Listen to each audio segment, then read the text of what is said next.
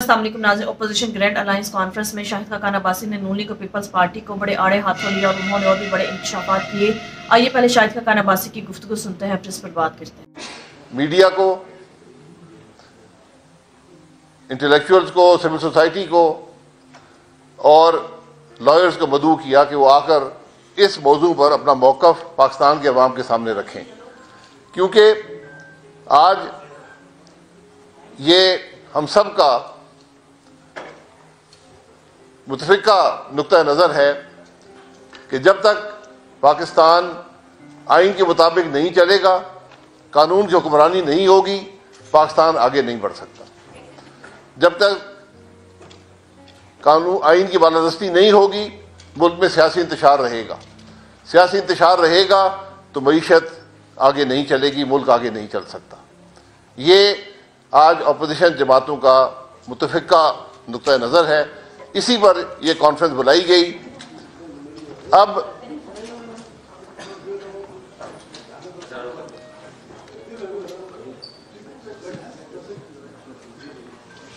और ये मुल्क की बदकिस्मती है कि जब आइन की बात की जाए तो हुकूमत जो ऐवान इक़्तिदार हैं वो हिल जाते हैं।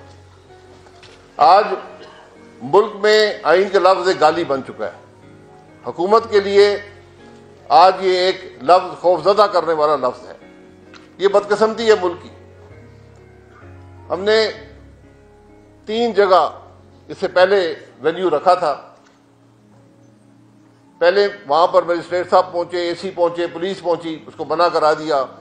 दूसरे पे कहा गया कि जी यहां से क्रिकेट टीम गुजरती है तो यहां पर नहीं हो सकता, हमें क्रिकेट मैच के लिए पूरा पाकिस्तान बंद करना पड़ता है। तीसरे वेन्यू हमने 10 किलोमीटर क्रिकेट टीम से दूर रखा। वहां भी कल रात को इंतजामिया पहुंच गई और उन्होंने कहा जनाब कि यहां पर कॉन्फ्रेंस नहीं हो सकती। यानी एक बंद कमरे में कॉन्फ्रेंस, यहां कोई जलसा नहीं है, जुलूस नहीं है, एक बंद कमरे में आइन के मामले पर कॉन्फ्रेंस है। तो मुझे अफसोस है कि मेरी और मेहताब खान साहब की जमात पाकिस्तान मुस्लिम लीग नून और मुस्तफ़ा खोकर साहब, सफदर अब्बासी साहब की साबका जमात पाकिस्तान पीपल्स पार्टी, जो एक ज़माने में इक़्तिदार के दाई थे, जो एक ज़माने में जमहूरियत के दाई थे, आज वो इक़्तिदार के दाई हैं। और आज उनकी हुकूमत दारुल हुकूमत के अंदर एक बंद कमरे में आइन के मामले पर कॉन्फ्रेंस नहीं होने दे रही। ये तो मैं वकला हज़रात का मशकूर हूँ जिन्होंने हमें ये हॉल मुहैया कर दिया और यहाँ पर हमने एक मुख्तलिफ फॉर्मेट में ये प्रोग्राम हमने शुरू कर दिया है। वरना अगर जगह ना हो तो बड़ा मुश्किल होता है कॉन्फ्रेंस करना।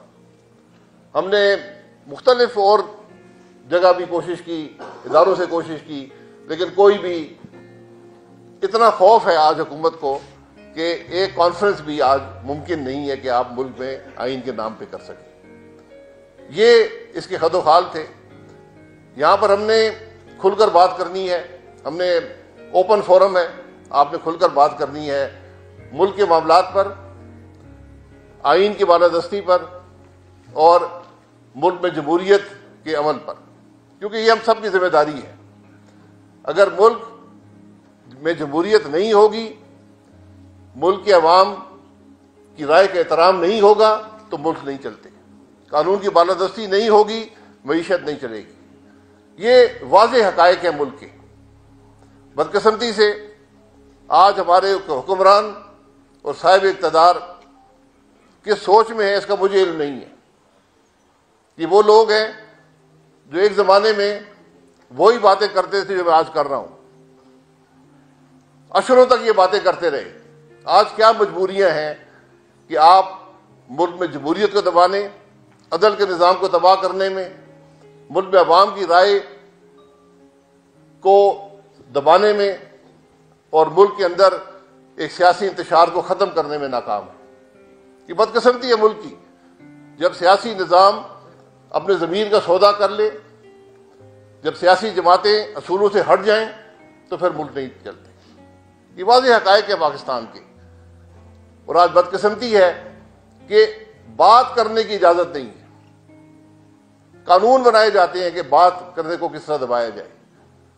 कानून आईन में तरमीम की गई है कि अदल के निज़ाम को कैसे ख़त्म किया जाए। ये आज मुल्क की बदनसीबी है, इस पर आपने बात करनी है। तो मुझे उम्मीद है कि खुलकर आप हज़रात बात करेंगे। ये यहाँ पर अक्सर कहा जाता है कि जी ये ग्रैंड अलायंस अपोजिशन का है। ग्रैंड अलायंस की बातें बाद में होती हैं। पहले एक मुतफ़िका सोच चाहिए, एक मुतफ़िका अमल चाहिए। और सियासी जमातों के हमेशा आपस में इख्तलाफात भी होते हैं, तहफ़्फ़ुज़ात भी होते हैं, लेकिन जब आइन का नाम आएगा, आइन की बालादस्ती की बात होगी, कानून की हुक्मरानी की बात होगी, जमहूरियत की बात होगी, पार्लिमान की हुक्मरानी की बात होगी, अवाम के राय के एहतराम की बात होगी, अदल के निज़ाम की आज़ादी की बात होगी, तो इस पर हम सब मुत्तफ़िक हैं। तो मैं जी ये जो बातें से पहले भी की कि पीका का लॉ भी बना है और काले कानून बने कि किस तरह जलसे जुलूसों को यहाँ पर कंट्रोल किया जाए। ये सब बातें हुई हैं मुल्क के अंदर। रात के अंधेरे में आईनी तरमीम हुई है जिसने आइन की रूह, तो जो आइन की रूह से मुतसादिम है। मुझे कोई वकील ये बता दे कि 26वीं तरमीम पाकिस्तान के अदल के निज़ाम को बेहतर बना रही है, तो मेरा उससे इख्तलाफ होगा। आपने आज जो आइन बनाने वालों, जो इंटेंट ऑफ द फ्रेमर्स है, उससे वायलेटिव आपने अमेंडमेंट की है। आपने मुल्क में अदल के निज़ाम को ख़त्म कर दिया है।